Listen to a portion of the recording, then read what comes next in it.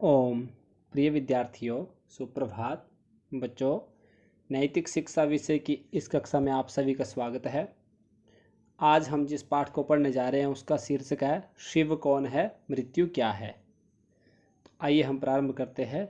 जमाना रंग अपना कुछ ना कुछ सब पर चढ़ाता है, मगर कुछ लोग रंग अपना चढ़ाते हैं जमाने पर।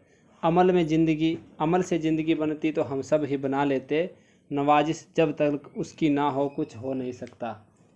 बच्चों, जमाना रंग अपना कुछ ना कुछ सब पर चढ़ाता है। ये संसार है, ये जो जमाना है, ये हर किसी व्यक्ति के ऊपर, हर किसी प्राणी के ऊपर अपना कोई ना कोई छाप छोड़ देता, कोई ना कोई रंग चढ़ा देता है। मगर कुछ लोग रंग अपना चढ़ाते हैं जमाने पर, परंतु कुछ लोग ऐसे भी होते हैं जो अपना रंग ही जमाने के ऊपर चढ़ा देते हैं, अपनी छाप ही छोड़ जाते हैं। कल को मृत्यु हो जाने के पश्चात भी वो लोग अमर रहते हैं। इसे कहते हैं अपना रंग जमाने पर चढ़ाना। अमल से ज़िंदगी बनती तो हम सब ही बना लेते। यदि सामान्य रूप से यदि ज़िंदगी बनने लगती तो हम सभी बना लेते। नवाजिश जब तक उसकी ना हो कुछ हो नहीं सकता। जब तक परमात्मा की कृपा ना हो, नवाजिश मतलब प्रभु का आशीर्वाद ना हो, तब तक कुछ नहीं हो सकता है। यह कहानी स्वामी दयानंद के बचपन की है। स्वामी दयानंद सरस्वती के बचपन के जीवन की यह कहानी है। उनके हृदय में ऊपर लिखी दो जिज्ञासाएं उत्पन्न हुई थी। यहाँ पर ना, जो ये गलत है बच्चे, ये मिसप्रिंट है, ना नहीं होगा। उनके हृदय में ऊपर लिखी दो जिज्ञासाएं उत्पन्न हुई थी। कौन कौन सी दो जिज्ञासाएं? जो हमारे पाठ का नाम है, शिव कौन है, मृत्यु क्या है। ये दो जिज्ञासाएं उनके मन में उत्पन्न हुई थी। इन जिज्ञासाओं का समाधान खोजकर उन्होंने जमाने पर अपना रंग चढ़ा ही दिया। इन जिज्ञासाओं का समाधान, इन जिज्ञासाओं का मुख्य कारण खोज करके उन्होंने जमाने के ऊपर अपना रंग चढ़ा दिया, अपनी छाप छोड़ दी। गुजरात काठियावाड़ राज्य में टंकारा नाम का एक छोटा सा नगर है। गुजरात में काठियावाड़ राज्य में टंकारा नाम का एक छोटा सा नगर है। कौन सा नगर है? टंकारा नाम का।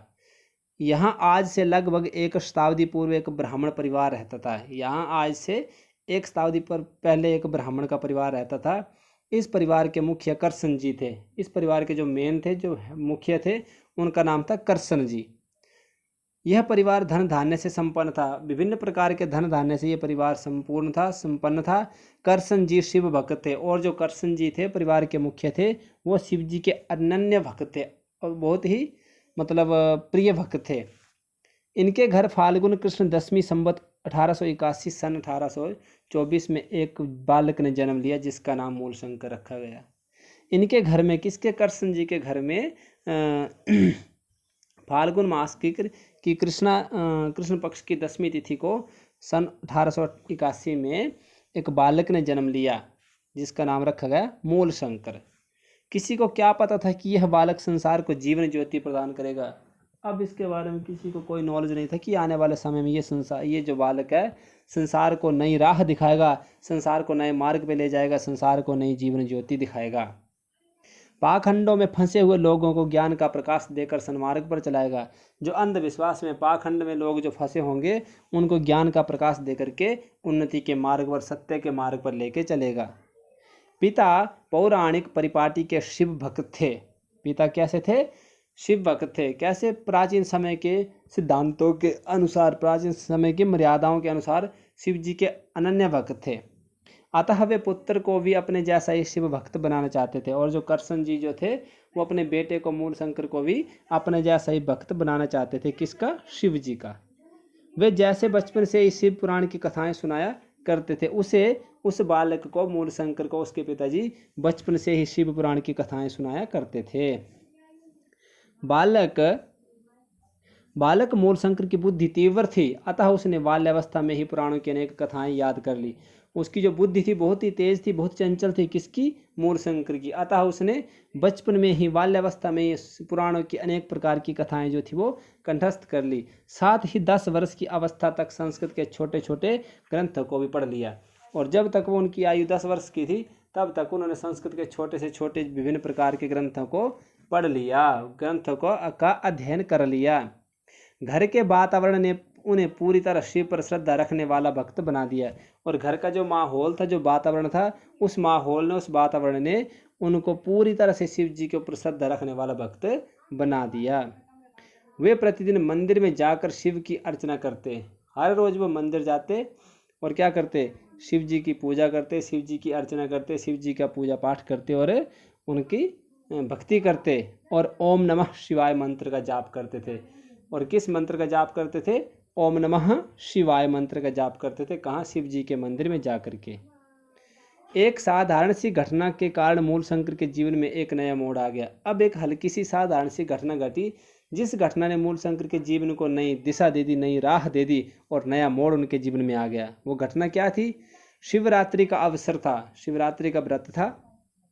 परिवार में सबने बड़ी श्रद्धा से शिव का व्रत रखा हुआ था और परिवार के जितने सदस्य से सभी ने बड़ी श्रद्धा से शिव जी का व्रत रखा हुआ था। पिता ने इन्हें भी कहा, बेटा मूल तुम भी शिवरात्रि का व्रत रखो। और पिता कृष्ण जी ने कहा कि बेटा मूलराज आप भी, मूलशंकर आप क्या करो, आप भी शिव जी का व्रत रख लो। व्रत रखने से देवताओं के देवता महादेव शिव शंकर प्रसन्न होंगे। जब आप व्रत रखेंगे तो जो सभी देवताओं के भी देवता देवादिदेव महादेव हैं, भगवान शंकर हैं, वो प्रसन्न होंगे। वे सारे संसार के स्वामी हैं, वो समस्त संसार के स्वामी हैं। तुम्हें बहुत पुण्य मिलेगा, शिव जी के दर्शन होंगे। और उन्होंने कहा कि आपको बहुत पुण्य मिलेगा व्रत रखने से और आपको क्या होगा, शिव जी के दर्शन होंगे। इस उपदेश को सुनकर मूलशंकर ने भी श्रद्धापूर्वक व्रत रखा। ये उपदेश सुना, पिताजी की बात सुनी और मूलशंकर ने बड़ी श्रद्धा के साथ शिव जी का व्रत रख लिया। सारा दिन कुछ खाया पिया नहीं, पूरा दिन वो भूखे ही रहे, कुछ भी उन्होंने नहीं खाया ना ही पिया। सायंकाल होते ही पिता के साथ शिव पूजन के लिए वह मंदिर में पहुंच गया।